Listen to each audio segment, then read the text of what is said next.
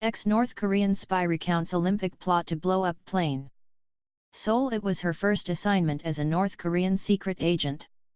In 1987, Kim Hyun-hwa put a bomb on board Korean Airlines Flight 858, killing all 115 on board on what she says was the direct order of Kim Jong-il, the son of North Korea's then leader Kim Il-sung. The mission was to block the upcoming 1988 Seoul Olympic Games, says the soft-spoken 55-year-old, who in 1990 received a presidential pardon for her role in the atrocity after standing trial in South Korea. Her dramatic story shows the lengths Pyongyang was prepared to go to disrupt the 1988 Summer Olympics, which were seen as a showcase for the South's development. The Boeing 707 blew up on November 29, 1987, over the Andaman Sea off the coast of Myanmar. 3 decades on, the situation couldn't be more different. North and South Korea will walk under a joint flag at the Winter Olympics that kick off next month in the South Korean city of Pyeongchang, and athletes from both sides will compete on the same hockey team. However, Kim warns that North Korea hasn't changed since she worked as a spy for the regime, and Pyongyang has still not apologized for the bombing or accepted responsibility. They are using South Korea to overcome their difficulties. To achieve their goal they execute their own people, siblings, families. Do not be fooled, North Korea has not changed at all, she says. Training. We met Kim in a nondescript hotel room in South Korea, where she was accompanied by half a dozen bodyguards. We can't disclose the location as she and the South Korean government fear North Korean agents may still be trying to silence her. With good reason. Kim trained for more than 7 years to become a secret agent and has intimate knowledge of North Korea's security operations. Plucked from university at 18 thanks to her language skills, Kim spent 1 year training in intelligence in a secret camp deep in the mountains.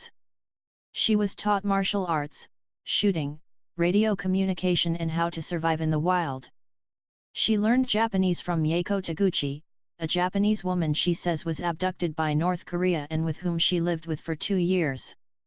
Kim has since met with the kidnapped woman's brother and son.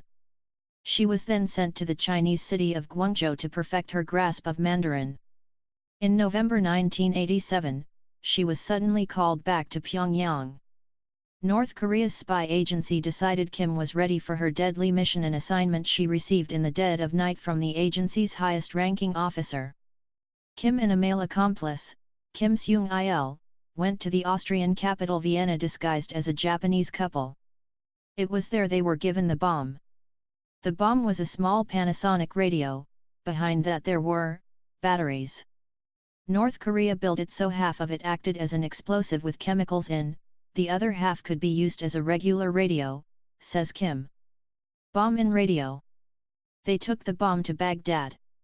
As they boarded the Korean Airlines Flight 858, destined for Seoul, officials confiscated the batteries in the radio without which the bomb was useless. I was very nervous at that time, Kim says. I picked up the batteries, put them back in the radio and complained to the officials. When I turned on the radio, sound came out, so I told them they were making too much of a fuss. Officials then allowed Kim to pass through security and board with the radio intact. For a moment, the thought of these people will die crossed my mind. I was surprised when I thought that. I felt I was being weak. I was doing this for unification. Kim put the bomb in an overhead locker and took some pills to relax. She and her accomplice then got off the plane at a layover in Abu Dhabi.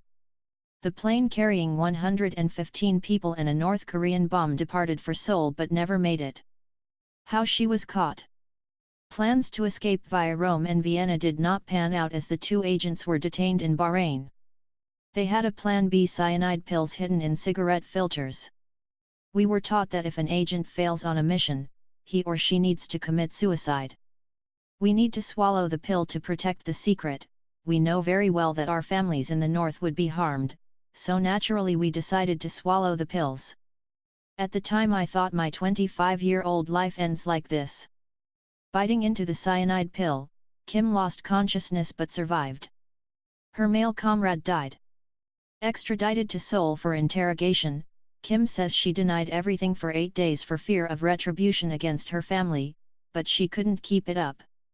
She was put on trial and sentenced to death, but Kim was later pardoned by then-President Roh Tae-woo, despite criticism from the main opposition party at the time.